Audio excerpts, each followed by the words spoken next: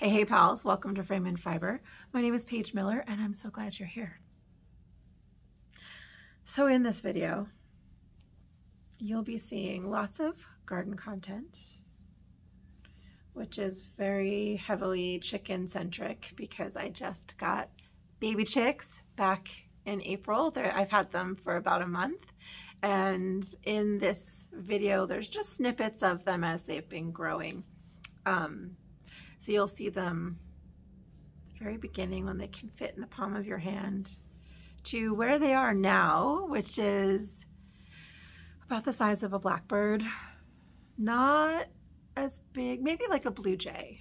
They're about the size of a blue jay. Maybe a smidge bigger, but not as big as a crow. So yeah, you'll see a bunch of that.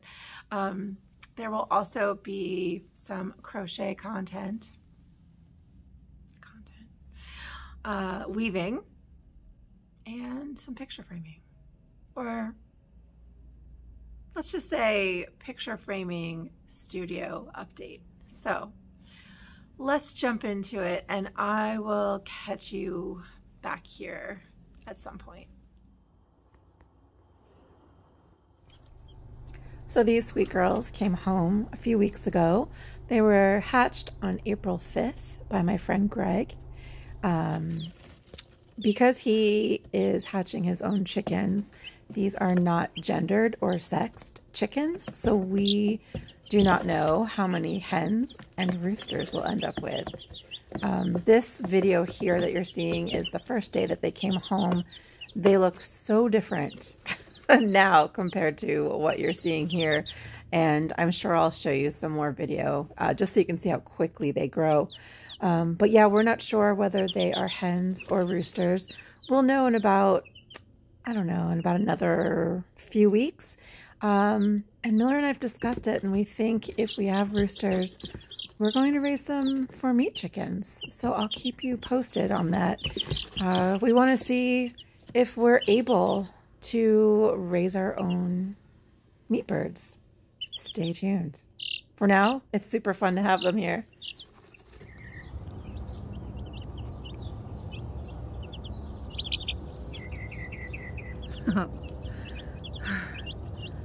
They actually fit through those handles.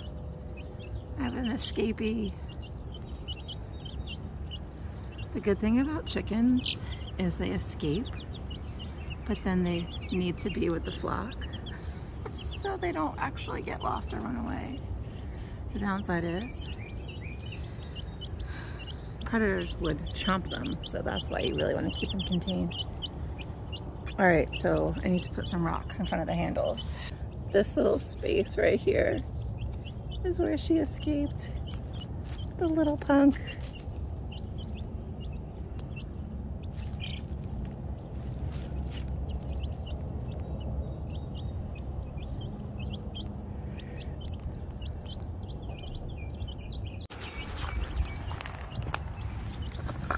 That'll do it.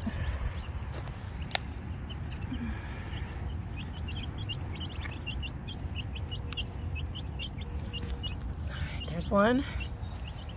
And I got handles by their food. So let's put a rock over there. That'll work.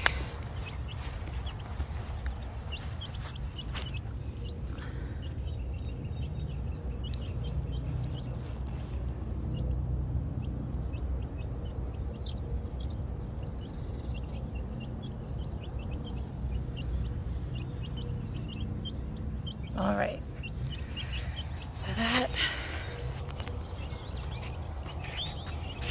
is outside time.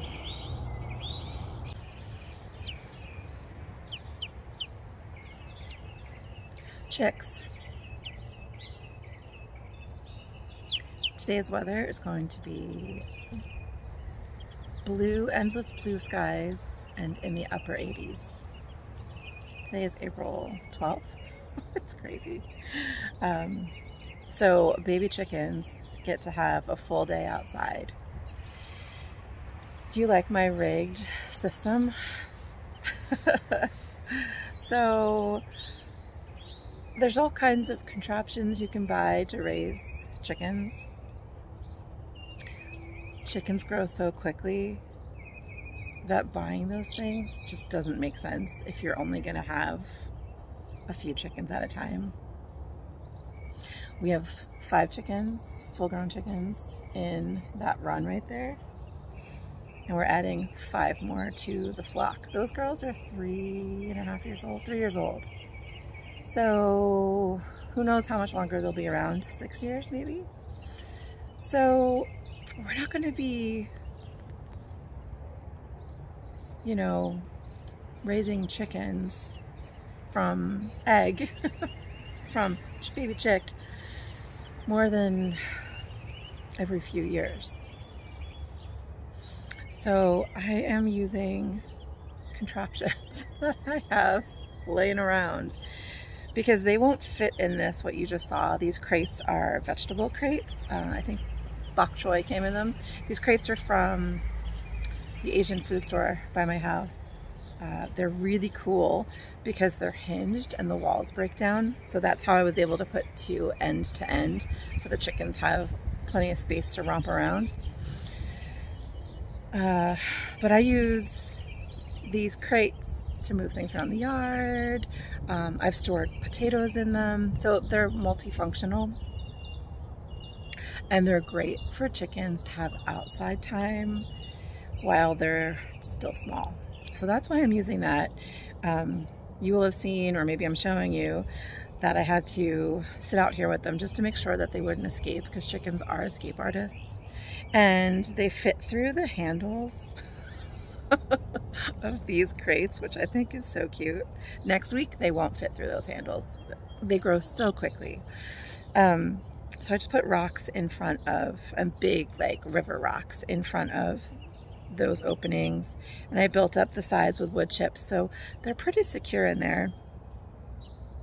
They have all kinds of grass and wood chips and dirt to scratch around in. So they're very happy chickens.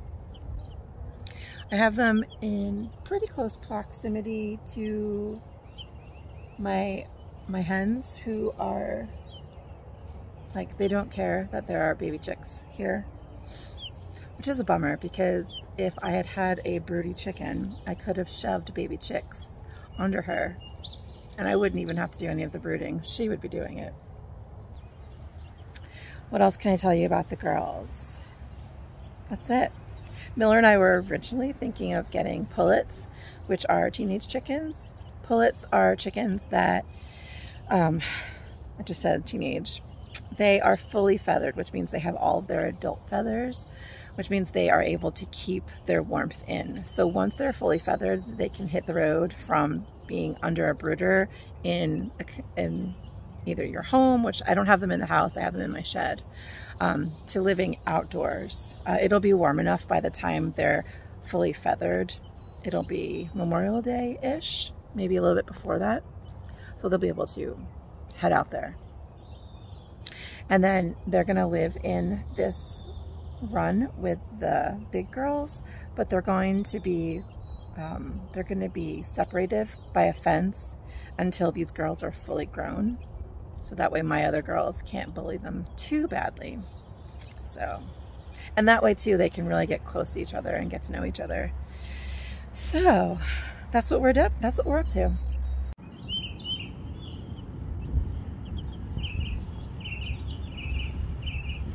You see her? Oh, her sister woke her up. Girls, how do you feel about baby chicks? Not too keen, huh, Dan? Amy back there is like, heck no. And then there's Red, who's probably like, I'm gonna beat the living daylights out of them. She's such a bully. And then there's Sweet Rocket, who I was hoping would be broody and she could be the mama. Blue. I think Blue will be their friend. I don't know. We'll see. What am I saying? Chickens are just so selfish. They're not gonna be friends with them. I'm out here putzing, cleaning up a few things, and Yesterday I was doing a lot and I had broken off some sedum. There's some roots. I broke it off and then left them laying in the ground overnight, and I just found them now, and it's like 24 hours later. They're pretty floppy, but they have good roots. Can you see the roots? Go there, yeah. Ooh, the sun. Let me do this way. Oh, so much better, right? Okay. They're floppy, floppy, floppy. So I am going to show you what I do. I think you guys, if you garden, you probably do this too. I have a bucket of soil. This is my bucket of go-to soil. Yes, there's weeds in there, but whatevs. So when I forget that I was either transplanting or taking cuttings or just whatever, I am in the middle of cooking, so I cannot get my hands dirty. Hold on, let's go get, look at my new soon-to-be garden. Oh, also, the babies are outside. Say hi, guys. They're having outdoor time. Aww. Okay. What am I getting? This is where they sleep at night. What did I say I was getting? Oh, shovel. Okay. Shovel. And so these sedums are really pretty. I think they're called Autumn Joy. They're like, but see that right there? I'm just gonna shove him in this pile. I'm gonna shove all of them. Oops, not really doing a good job of this, am I? It's hard to do with a camera in your hand. Okay. We might get some rain overnight. We may not, but you can see that? It's pretty moist down there, and I just wet the roots. So these little guys are just gonna live in this pot until this weekend when I can figure out what I want to do with them. I definitely love perennials because you can always have new plants to plant for free. Yeah, so I think I might put them over in this garden. I have my garden Buddha right there, and so I might just shove them over here. This is how my mom taught me to garden. You, especially in the spring, there's all kinds of like baby plants everywhere that seed themselves, or, oh, I'll show you this too. I'm a spaz in the garden. But mom taught me, like, you don't throw them away just yet. Like, pot them. Maybe you can use them. And then if they die, they die. Okay, so this lilac, let's see, right there. It's hard to see because the light is behind me, or it's behind the house actually. Aw, hello pretty lilac. But there's babies down here.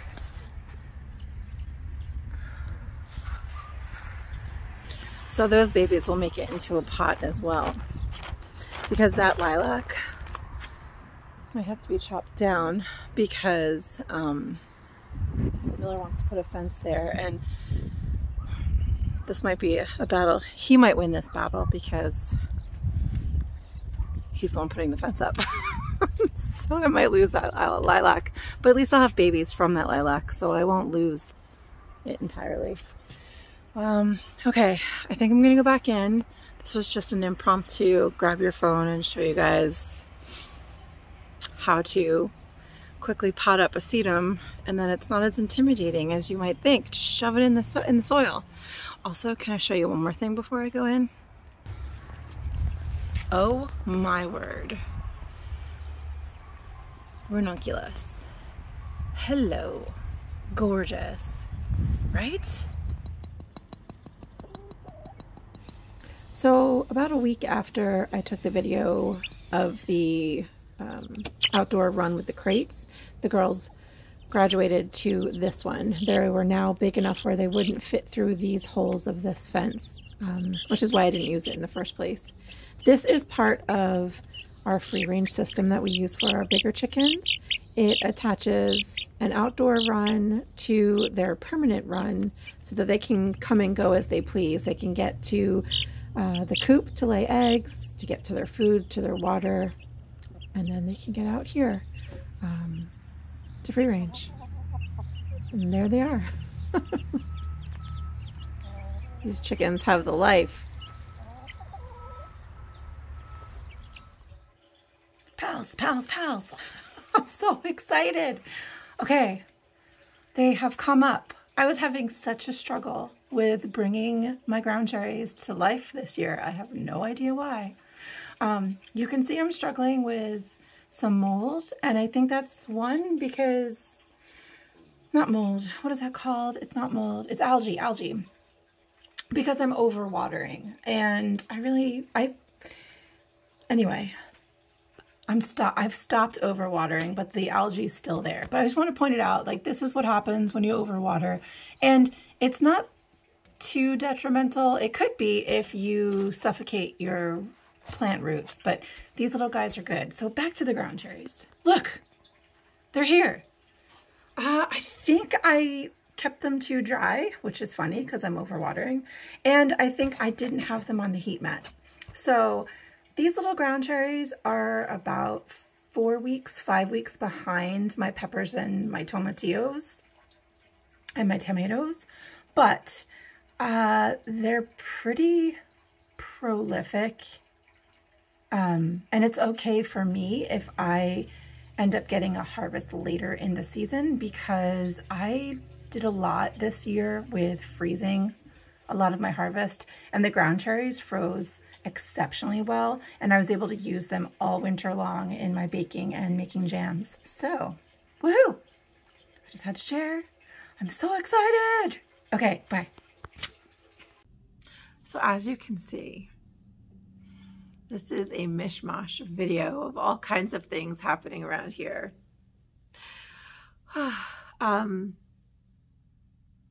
So to fill you in on what I've been doing as far as my making,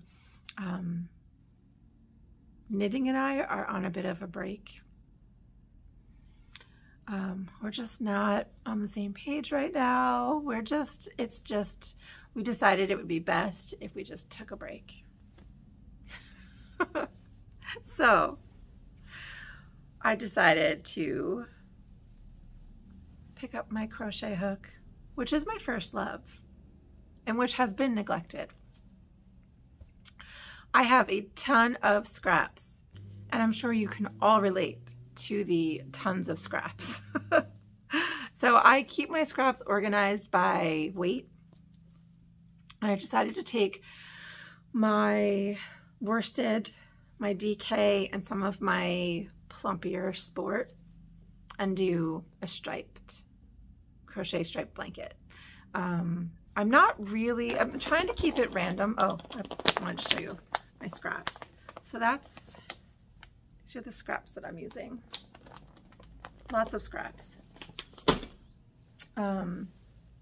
So I am doing a half double crochet. I can't remember exactly how many stitches I cast on. I'm thinking it's maybe around 190-ish, 195, somewhere in there. I started with can you see that? Yeah, you can see that. A foundation crochet, single crochet, foundation single crochet. Oh my word. And so I'm being random, but then also I'm kind of not being random. So I'm random within the stripes. So even though they're all individually just one straight across, I can't speak today, one row stripes, I am putting the colors together in 6s and 8s, so 6 colors together or 8 colors, somewhere in there, and making a warm stripe, and then a cool stripe, and then more of a neutral stripe, and then a warm stripe, and then a cool stripe. So that way I feel like if it still looks random, but it also doesn't look so random. right? Simple little throw. And I wanted to put a throw in my guest room, which is where I watch TV. And so I made this, I cast on the 190-ish stitches so that it would be the same size as the throw in my living room. And I have to tell you that crocheting half double crochet stripes is exactly what my heart and my mind and my soul needed. It's been so lovely. I love the fact that a lot of these scraps are being used up down to like a smidge, you know, like I can actually throw it away and not feel like I'm throwing yarn away. So I love that I'm using up the scraps. I don't know if I have enough scraps to finish this throw. It might have to wait and be finished once I accrue more scraps. But, oh, and I am on the end here. Let me show you this one. I feel like this is easier to see. Wait, which end? Oh no, this end's easier. I didn't trim any of these yet. Okay, so I am doing a magic knot. I know I've heard people have bad luck with magical knots, and I do not, and I think it's because I tie a square knot, and I think if you can tie a square knot, you won't have a problem with the magic knot. And then what I think I'm going to do, just because on the one side you can see where the color, that little piece right there, I think what I'll do is when the throw is finished, I'll do a reverse single crochet edge, and that'll clean it up. But honestly, once you snip these, like over here, they've all been snipped and it's not that bad. So crochet is calming my spirit down.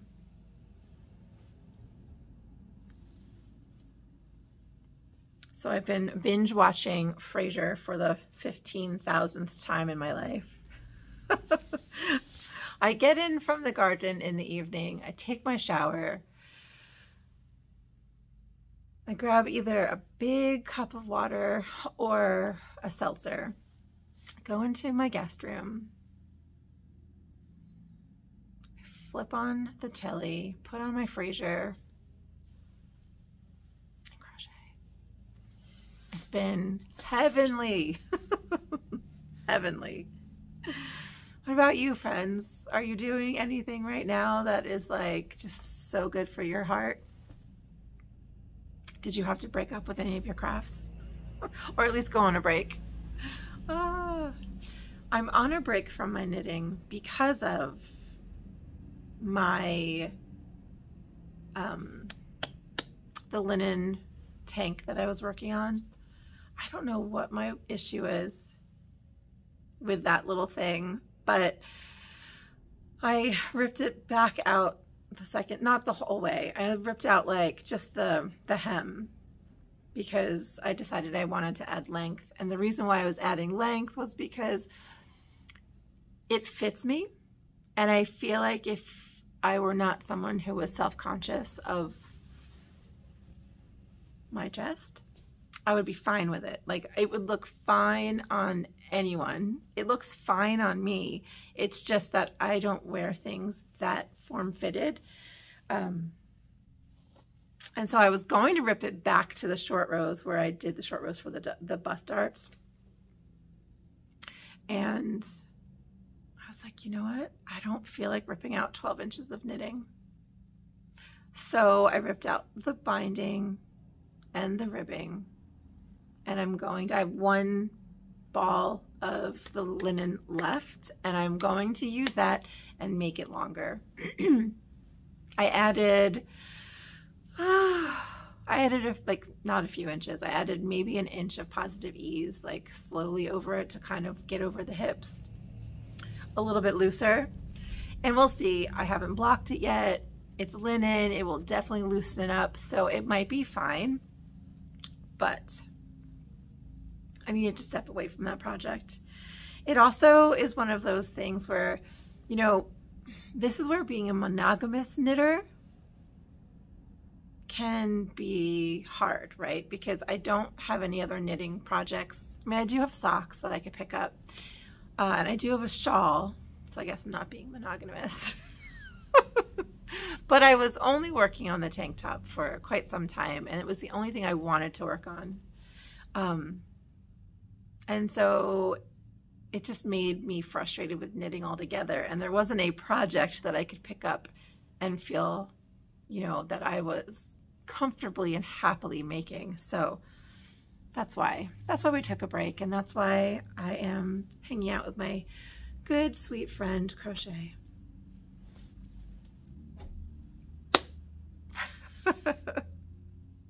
All right, let's talk a little bit about knitting. I'll see you, not knitting. Start again. All right, so let's move on to some weaving. Okay.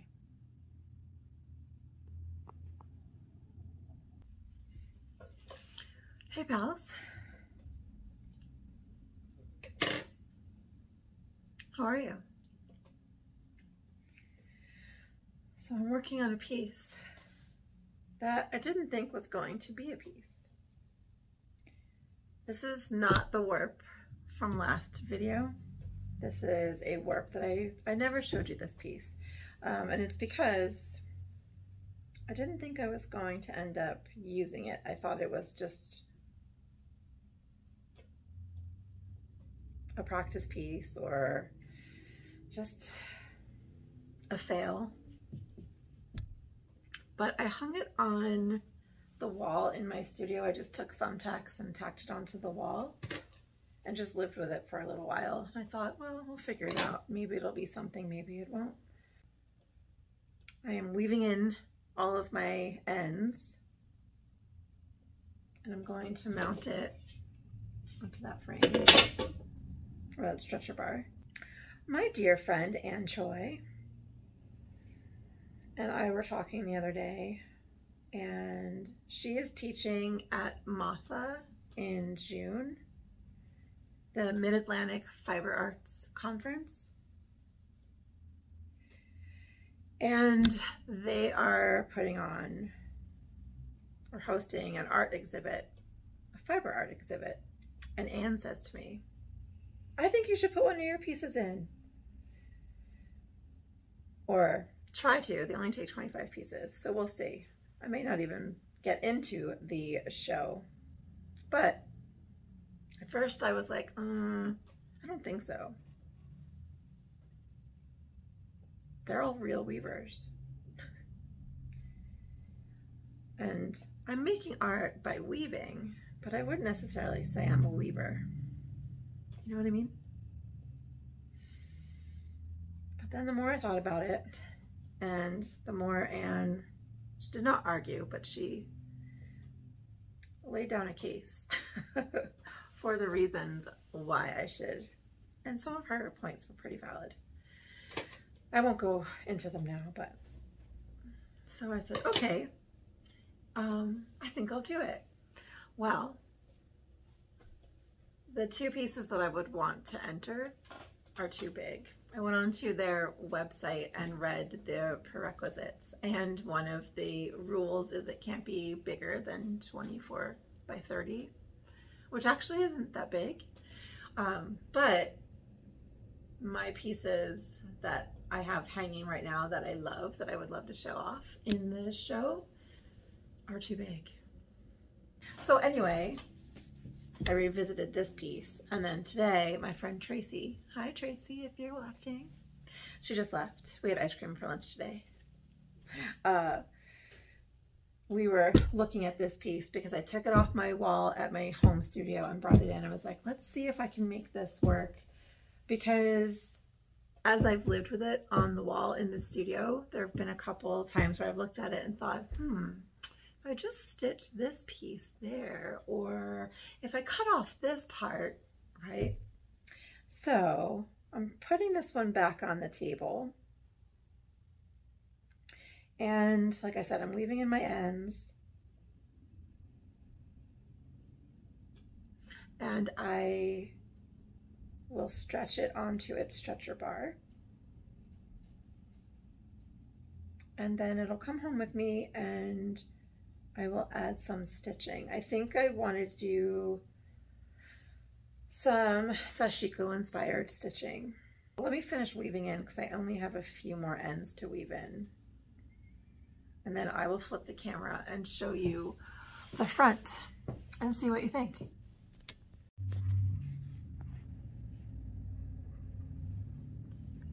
There's my ends. All right, so this is the back. The ends are woven in. Let's flip this over. Okay, so this is the end from here, roughly here, to roughly here is the piece. Like I said, this piece is growing on me. I definitely like it better like this rather than the whole piece. There's something about this that I'm just not keen on. But that's pretty cool. So, I'm just gonna go onto this stretcher board. All right, I'll stretch this and I'll show it to you when it's finished. I ended up bringing this piece home because it needed to be sewn, so that way I could cut off the piece that I didn't like. I had to seam it before I could cut it. So you're going to see here that I decided to stretch it at home as well. I use push pins to lay out any of the pieces that I'm doing. This goes for customer pieces, canvas art, anything that needs to be attached to these stretchers. The push pins allow me to make small adjustments to the layout before I permanently attach it with a staple gun. As I'm editing this video, I realized that I didn't take a final video of what I ended up doing with this piece, so I will share that with you in the next video. I'm still tweaking it and working on it, so stay tuned and I will show you next time. Okay, so at the end there, I didn't take a video for you of this when I finished mounting it, but it's all mounted, and I did go back and I added some blurbs. I don't know what they're called, but this is it. I still don't love it. Let's see if I could do this. I'm thinking I probably should have cut this piece off too. Right? Like, I just feel like that it doesn't fit. I'm going to show it to you sideways. Right? So this is the piece, and I feel like it's probably better, right? I did not do the sashiko that I told you I was going to go home and do, and until I edited, I forgot that I said that I wanted to try that. I mean, I did do some stitches here, and I did do, I don't know, these are pretty cool. I actually think I want to do more with this. See how they just kind of, I don't know, I don't even know how to explain what it is that I like about them so much. Let me cover this. But I added them here. I added them here. So maybe I should bring this home and do some more stitching. It's not that I don't like it, it just doesn't feel,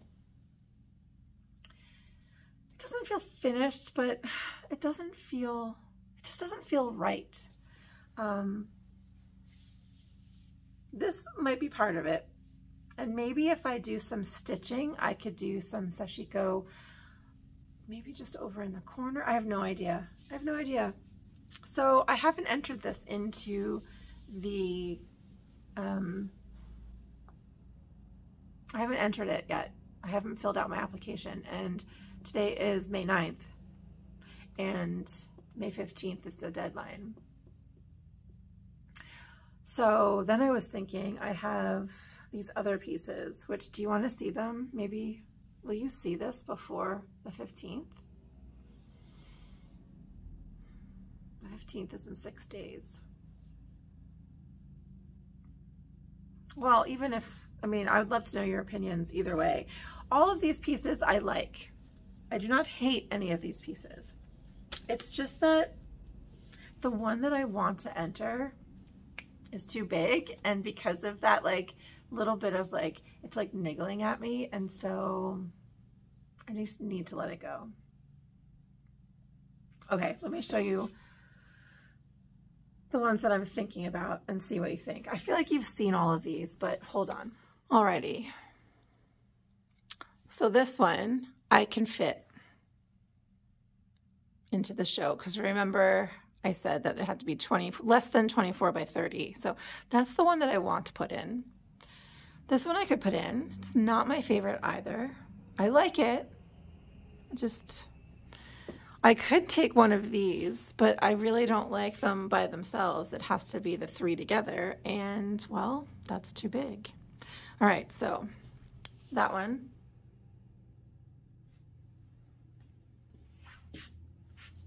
This one. This is yarn from Foster Sheep Farm and someplace else. I forget where this fingering weight is from. Shoot.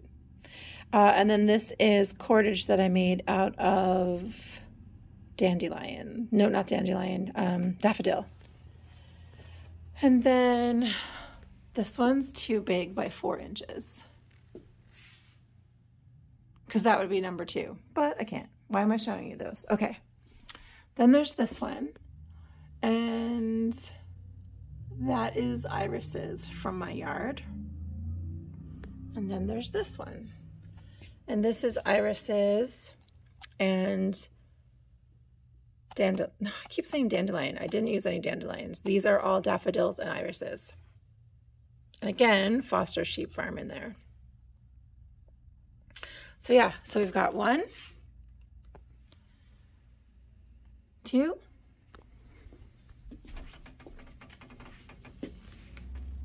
3,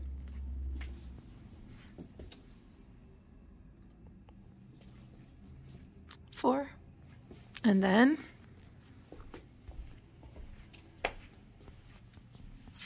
5. So let me know what you think. It's one of those things where I was like, am I just forcing it? Maybe I shouldn't enter the show at all. So yeah, that's what I've been up to with the weaving. Like I said, the other one is not finished yet. And then picture framing. I wanted to chat with you about picture framing. So I just got new samples in from Larson Jewel.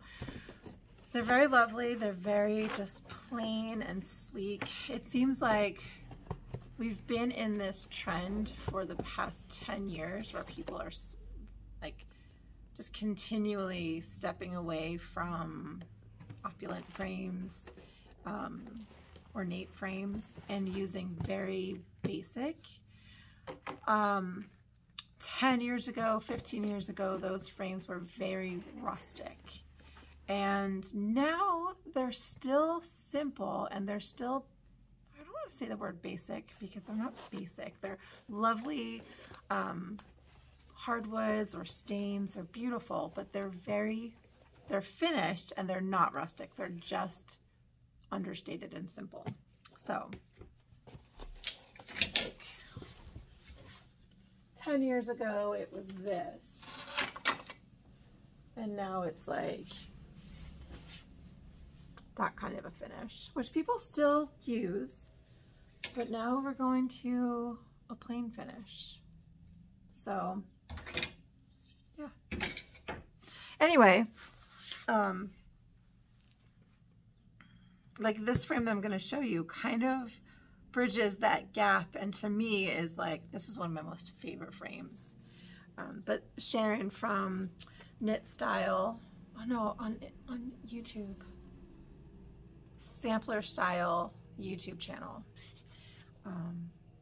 This is her beautiful cross stitch that she did. She is a prolific and beautiful cross stitcher. So that's the cross stitch. This is The Hound and the Hare by, I forget, it's The Hound and the Hare. Why do I know that? Because it says, let the hound and the hare go chase. Ah, so sad, but yes. Okay. So anyway, this frame is perfect, like beyond perfect with this piece. The gold to pick up the gold, and then the brown just fits in with that woodsy feel. Oh my gosh, it looks so good on the camera. So good. But again, this is, you know, to me, this is like a perfect, I don't know, it's a marriage made in heaven. That's what that is. So I love framing all of your cross stitches. Thank you guys. Sharon, that's beautiful. I hope you enjoy it. It'll hit the mail this week. Do you even see how huge those baby chickens are? Huge.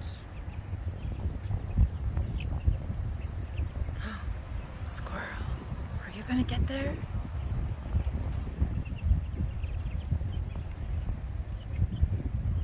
Oops, wrong way. Okay, he gave up. Did he? He didn't give up.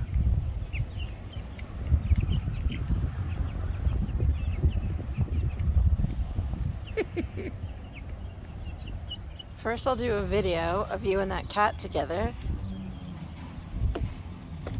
You guys are best buds.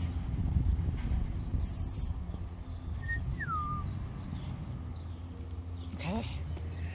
You guys, this is my shade cloth. It's here because I'm hardening off veggies.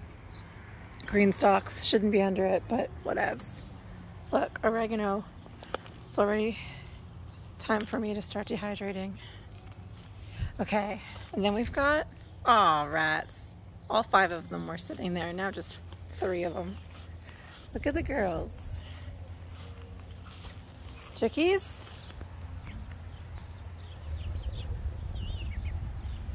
I've got a little chicken down there. Hi. Hi, chickies. How's it going?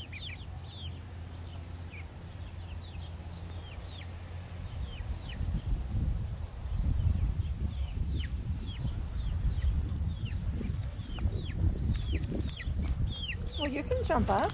You don't have to cry. So, and you see the big girls over there? So they're quarantined. No, they're not quarantined. They're cordoned off.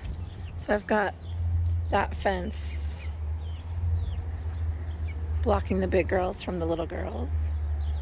Little girls have to grow up before they can meet the big girls. So this is their daytime run.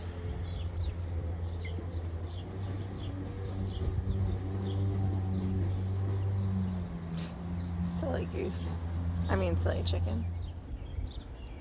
Well, pals, that's it. We're at the end of the video, and I'm so glad you spent some time with me. I'll definitely see you in a couple of weeks, and until then, be well. Bye.